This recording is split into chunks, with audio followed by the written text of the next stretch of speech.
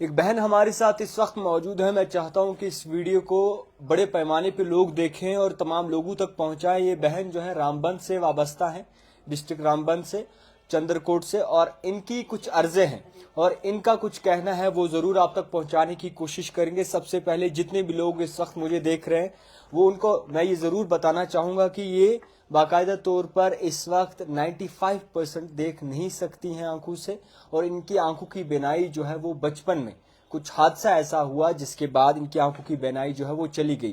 نصرت بانو ان کا نام ہے. ان سے جاننے کی کوشش کریں گے کہ آخرکار مشکلات کیا ہے, اور اس کے باوجود میں آپ کو یہ بھی بتاؤں انہوں نے بڑی پیمانے پہ اعلیٰ تعلیم حاصل کی ہے. چاہے اردو کی بات کریں, اردو میں انہوں نے آرٹس میں ماسٹرز کیا ہے, باقاعدہ طور پر اور بھی کئی سارے ایسے سبجیکٹ ہیں جن میں انہوں نے بڑے اچھے خاصے مارکس لائے ہیں.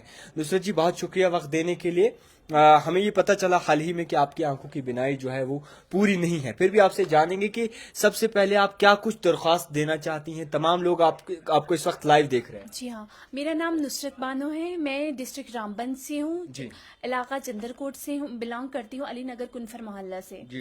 تو میں اپنی تعلیم کا جہاں تک بتا دوں, میں نے یہ کیا ہوا ہے, گریجویشن کیا ہے اینڈ ماسٹرز ان میں اردو سے ہوں, اینڈ میرا نیٹ ہے اینڈ GRF ہے. جی 2024 میں میرا نیٹ اینڈ GRF ہوا ہے, اور 2010 میں میرا گریجویشن ہوا تھا. 10 سال بعد میں نے میرا تعلیمی سفر بند ہو گیا تھا, وہ اس وجہ سے کہ میں دیکھ نہیں پاتی تھی بکس پہ کلیئرلی, بہت زیادہ ہو گیا تھا مجھے آئی ویژن لو.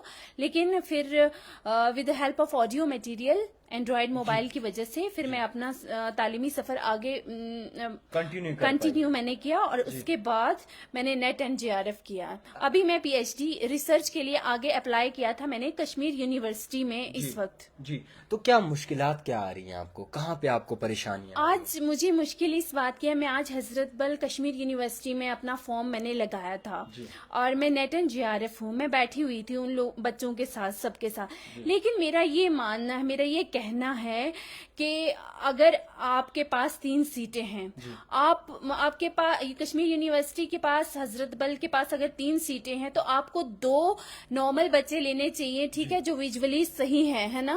تو ان میں سے ایک بچہ آپ کو PWD کینڈیڈیٹ میں سے اٹھانا چاہیے, چاہے وہ میں ہوں, چاہے کوئی اور ہے, چاہے میری جگہ کوئی عباس نامی لڑکا ہے, یا کوئی اور ہے جو ویژولی امپیئرڈ ہے یا کسی وجہ سے بھی ڈسیبل ہے.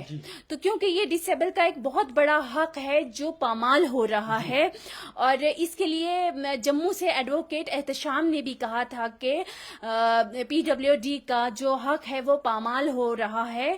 ایک تو یہ کیٹیگری کے لوگ پہلے پڑھ نہیں پاتے ہیں, جب پڑھ لیتے ہیں تو ان کے حقوق کی پامالی ہوتی ہے. اور میرا یہی کہنا ہے کہ اگر آپ 2 سیٹیں ان کو دیتے ہیں تو تقریباً 1 سیٹ تو آپ باقاعدہ طور پہ PWD کینڈیڈیٹ کے لیے, فزیکلی چیلنجڈ پرسنس کے لیے رکھیں. تو اب ہم تعلیم اتنی حاصل کر کے ہم کہاں جائیں گے بتائیے.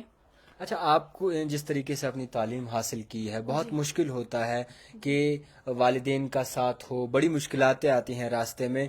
تو اب آخر وقت میں جب آپ کا کچھ پانے کا وقت ہوتا ہے تو آپ کو لگتا ہے آپ لوگوں کو نظر انداز کیا جاتا ہے؟ جی, سماج کی طرف سے تو خیر ہمیں دشواری ہے, ہمیں چلو, لیکن ایک تعلیم ایسا میدان تھا, ہم چاہتے تھے کہ ہم اس کے ذریعے جو ہے وہ اٹھ پائیں گے اور سماج سے کندھا ملا کے چل پائیں گے. لیکن اگر یہ تعلیمی دروازے بھی ہمارے لیے خاص اسپیشل پریولیجز نہیں بنائیں گے, اگر ہم جیسے ڈسیبل بندوں کے لیے, اگر ایک کی 83% ہے تو مجھے لگتا ہے ڈسیبل, آپ کیا ایکسپیکٹ کرتے ہیں کہ ڈسیبل کو کتنا ہونا چاہیے؟ اگر وہ 70 بھی لیتا ہے تو وہ شاید, اگر وہ 100% جو نارمل بچے ہیں جو, تو اگر وہ 80 لے رہے ہیں تو کوئی حیرانگی والی بات نہیں ہے, وہ لے سکتے ہیں. لیکن اگر ہم 75% جو ویژولی امپیئرڈ ہوتا ہے وہ 75% آپ سمجھ سکتے ہیں نا, تو اگر وہ 70 لے رہا ہے یا 67 لے رہا ہے تو وہ تو 83 اور 90 اور 100 کے برابر ہے مجھے لگتا ہے, بالکل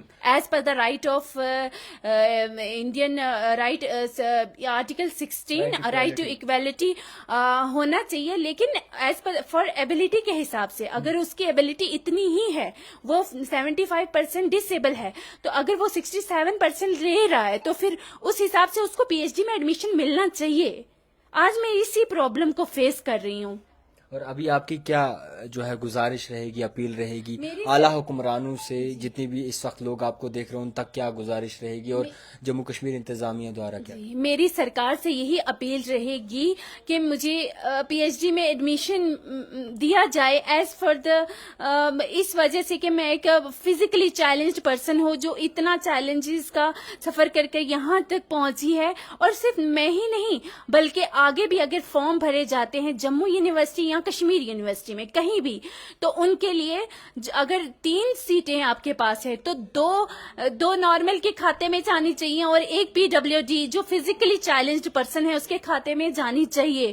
وہ اسے کسی طریقے سے بھی محرومیت کا شکار نہ کریں آپ. وہ جینے لائق نہیں رہے گا، وہ سماج میں اٹھنے لائق، وہ چاہتا ہے کہ وہ اٹھے.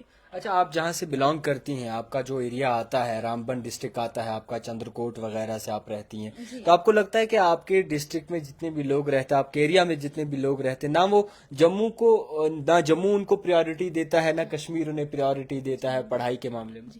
خطہ چناب ہی کیسا ہے آپ دیکھ لیں گے کہ 150 کلومیٹر ہمارے سے جموں پڑتا ہے اور 150 کلومیٹر کشمیر پڑتا ہے. جب یہ باری آتی ہے ہمیں فارم پی ایچ ڈی کے لیے، جموں والے اپنے اسکالر دیکھیں ہم نے ڈسٹینس ایجوکیشن سے کیا ہے. میں جموں یونیورسٹی میں نہیں کر سکتی تھی، میں نے کشمیر یونیورسٹی میں بھی نہیں کیا ہے. لیکن اگر وہ پریفرنس اپنی یونیورسٹیز کو دیں گے تو پھر ہم جو یونیورسٹیوں تک نہیں پہنچ پائے ہیں، ہم نے گھر بیٹھے اپنے لیول پہ بغیر کسی استاد کی زیر نگرانی کے بنا ہم نے تعلیم حاصل کی ہے. پھر اس کے بعد ہم نے نیٹ اور J R F qualify, you know کہ دس از دا کوئی عام ایگزامینیشن نہیں ہے، this is the NET eligibility test اور نیشنل لیول کا نیشنل ایلیجیبلٹی ٹیسٹ ہے. وہ پاس کرنا ہمارے لیے وداؤٹ کسی استاد کی زیر نگرانی تعلیم حاصل کی ہو تو یہ ایک بہت بڑی بات ہے. بالکل بہت بڑی بات ہے. خیر، بہت شکریہ وقت دینے کے لیے. میں آپ کو بتا دوں کہ نصرت جی اس وقت ہمارے ساتھ موجود تھی. سب سے پہلے میں ان کے جذبے کو، ان کے ولولے کو، ان کے جس طریقے سے انہوں نے ایک بہت بڑی آواز اٹھائی ہے، انہیں جو ہے سلام پیش کرتا ہوں اور امید ہے کہ آگے بھی ایسے ہی چلتے رہیں گی، کیونکہ اس وقت کئی سارے ایسے لوگ ہیں جو کہیں نہ کہیں ابھی بھی ان چیزوں پہ بلیو کرتے ہیں، ڈسکرمنیشن کرتے ہیں، اور جو ان کے کوٹے میں چیزیں آتی ہیں یا پھر ان کے حقوق میں ہوتی ہیں وہ انہیں آج بھی نہیں دی جاتی. تو فی الحال ایک رپورٹ آپ تک پہنچانے کی کوشش کی. دیکھتے رہیے the type writer Javed Khan کے ساتھ.